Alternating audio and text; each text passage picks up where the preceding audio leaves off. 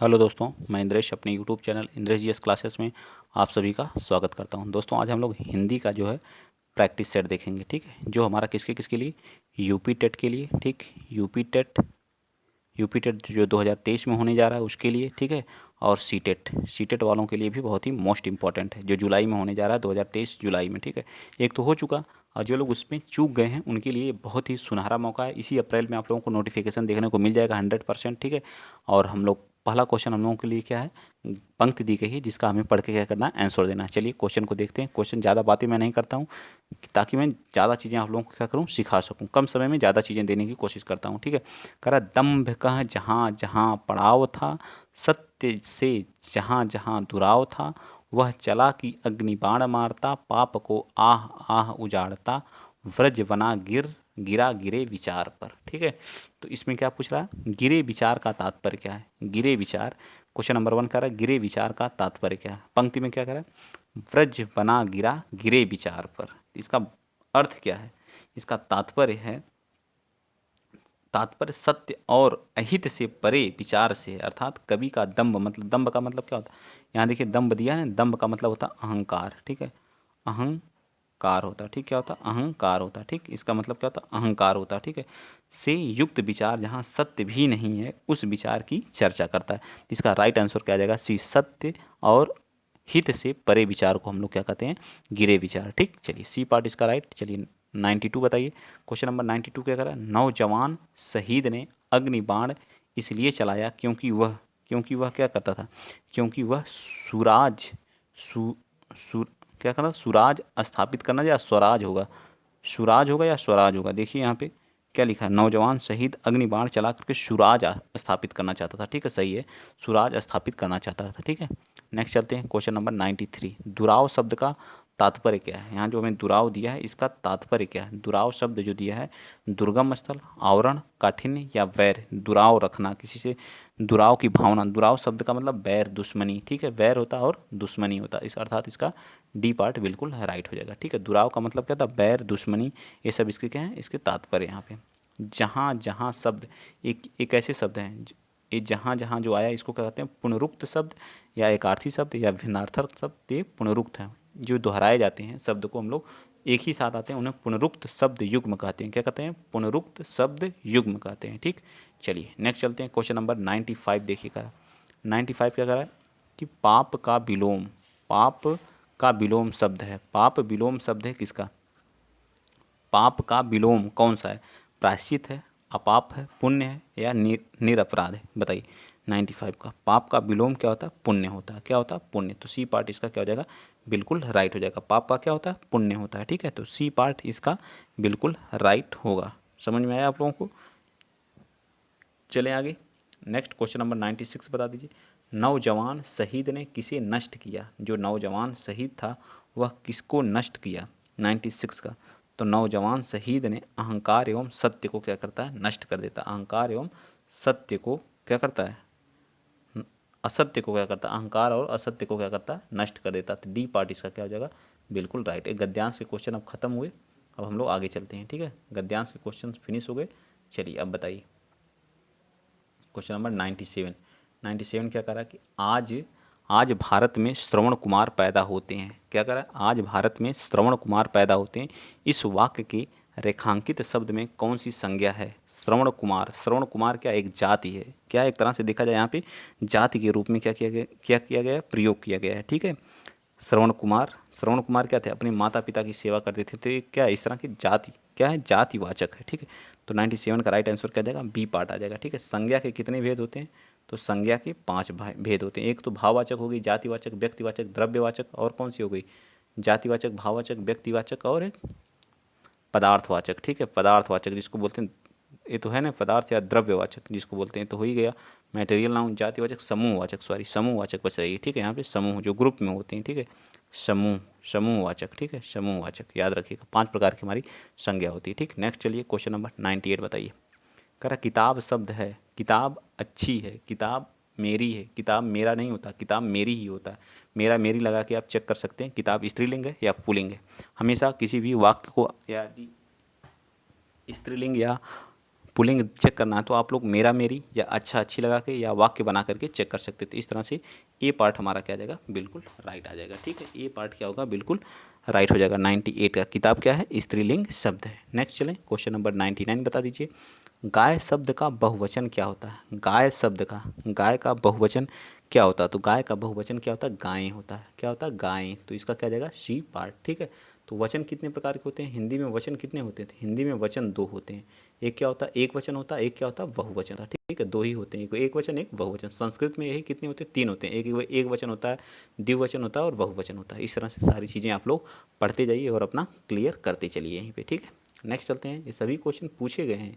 Question number आप कौन सा बताएंगे, 100 बताइए। 100 क्या कर रहा है कि इसकी माताजी बीमार हैं, इस वाक्य में कौन सा सर्वनाम है? इसकी माताजी, उसकी, सॉरी इसकी नहीं, उसकी माताजी बीमार हैं, इस वाक्य में कौन सा सर्वनाम है?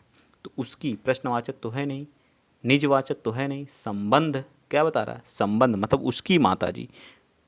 बताइए तो क्या बता रहा है यहाँ, पुरुषवाचक है या फिर क्या है? तो अन्य सर्वनाम क्या है यहाँ? अन्य पुरुषवाचक सर्वनाम है। अन्य पुरुषवाचक सर्वनाम, पुरुषवाचक के कितने भेद होते हैं? तीन भेद होते हैं।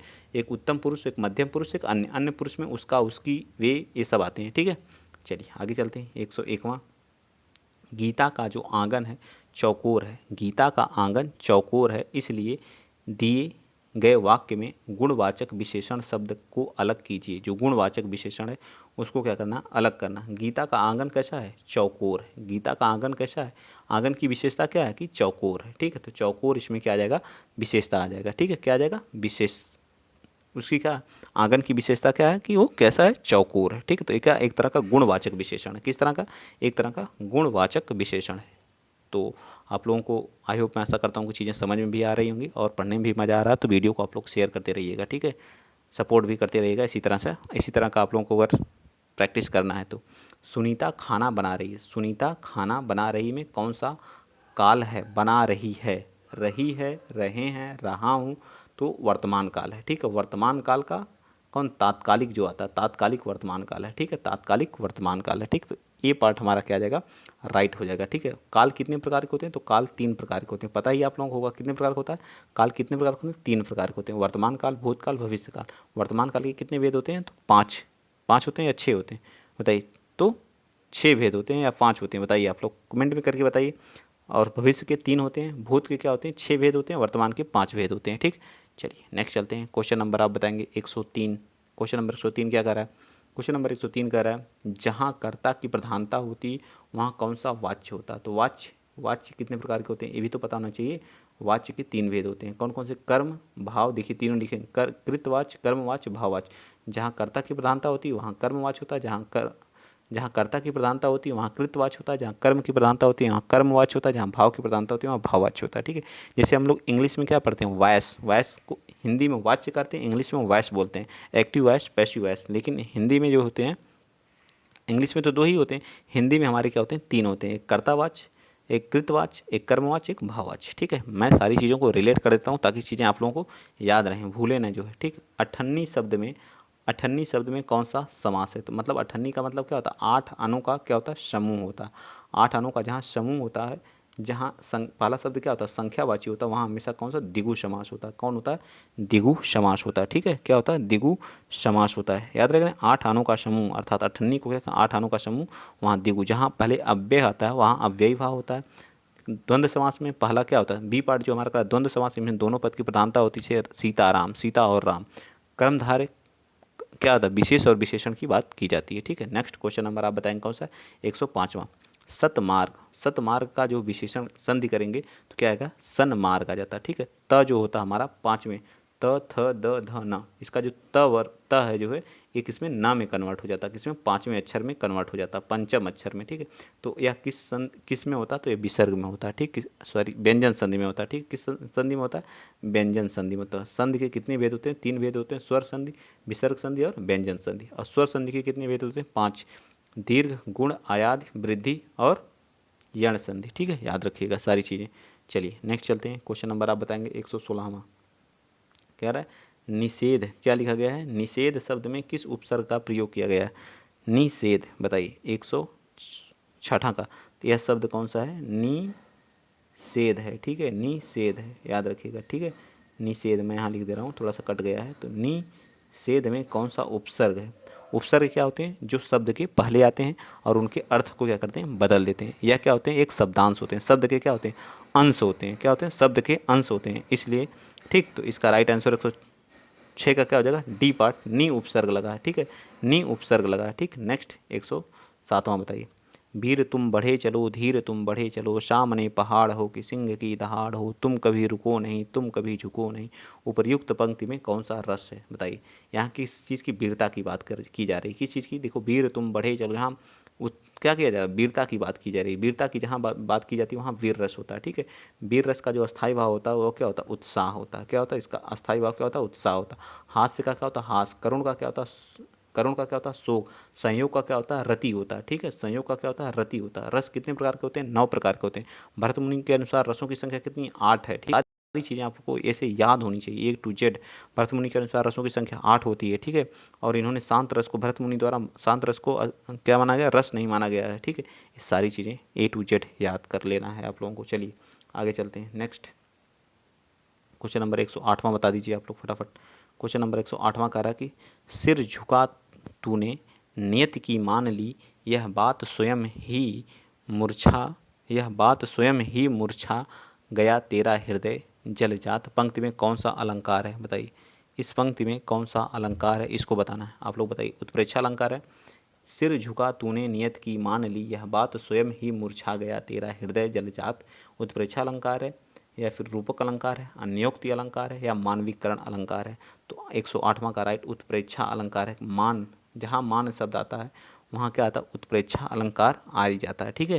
क्या आता है? उत्प्रेक्षा अलंकार। हृदय कमल के साथ अभेद आरोपण किया जा रहा है, अतः यहाँ क्या हो जाएगा? रूपक अलंकार। क्या आ जाएगा? उत्प्रेक्षा कैसे आएगा? रूपक आना चाहिए ना यहाँ पे, ठीक है। ये गलत है। उत्प्रेक्षा कहाँ आएगा? उत्प्रेक्षा नहीं है, ठीक है। क्या आ जाएगा? बी पार्ट इसका होगा, रूपक अलंकार होगा, ठीक है। आप लोग देख लीजिएगा, इसमें रूपक अलंकार ही होगा, ठीक है। चलिए आगे बताइए। क्वेश्चन नंबर 109 का, तुलसीकृत शब्द में समास है। तुलसी जी द्वारा क्या है? कृत है। तुलसी जी के द्वारा क्या है? कृत है, अर्थात यह करण तत्पुरुष है। क्या है? करण तत्पुरुष है, ठीक है। तुलसी द्वारा कृत, ठीक है। के द्वारा इसमें आ रहा है तो करण कारक है, ठीक है। चलिए नेक्स्ट बता दीजिए। संधि। अगला क्वेश्चन चलते हैं। क्वेश्चन नंबर 110वां। क्वेश्चन नंबर 110 बताइए। कह रहा है निश्चल, निश्चल में कौन सी संधि है? निह प्लस छल, तो इसका डी पार्ट बिल्कुल सही हो जाएगा। इसमें विसर्ग संधि है, ठीक। कौन सी संधि है? विसर्ग, ठीक है। विसर्ग संधि थोड़ा पास पास लिखा है। चलिए 111 बताइए। Gandhi ism, Gandhi ism, ism शब्द में किस वर्ग के प्रत्यय का प्रयोग किया गया है? अंग्रेजी, तत्सम, तद्भव या देशज? बताइए। 111 का, तो इसमें जो है अंग्रेजी इज्म, इज्म का प्रयोग किया गया। इज्म शब्द जो हमारा होता है, इज्म शब्द का प्रयोग किया गया है, यह एक अंग्रेजी शब्द है। नेक्स्ट बता दीजिए। Question number 112। उत्सर्ग शब्द का विलोम क्या होता है? उत्सर्ग, उत्कर्ष का, सॉरी उत्कर्ष का, उत्सर्ग में बोला, उत्कर्ष शब्द का विलोम होता है अपकर्ष। क्या होता है? अपकर्ष, ठीक है। तो बी पार्ट इसका बिल्कुल राइट। ये सब आसानी से कर ले जा सकते हैं आप लोग। दुर्गा का पर्यायवाची, दुर्गा पर्यायवाची शब्द किसका? दुहिता का, आत्मजा का, लाडली का, कल्याणी का? बताइए। दुर्गा किसका पर्यायवाची है? तो दुर्गा पर्यायवाची किसका? कल्याणी का, ठीक है। तो ए पार्ट इसका बिल्कुल राइट हो जाएगा। दुर्गा किसका? कल्याणी का। आत्मजा किसका है? बेटी का है, ठीक है। चलिए आगे चलते हैं। नेक्स्ट क्वेश्चन नंबर 114 बताइए। क्वेश्चन नंबर 114 क्या करा कि ऑफिसर बनते ही रौनक, ऑफिसर बनते ही रौनक ने दोस्तों से ली, क्या ली?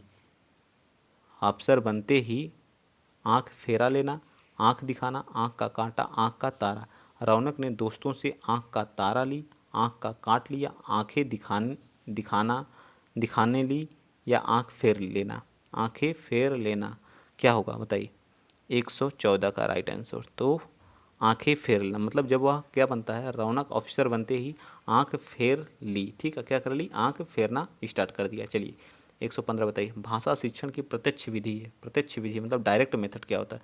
भाषा अर्जन का स्वाभाविक स्थिति का निर्माण होना, अतिरिक्त शिक्षण सामग्री की कोई आवश्यकता नहीं होना, भाषा का विधि संरचना के लेखन में अभ्यास, ये तो बिल्कुल ही गलत है।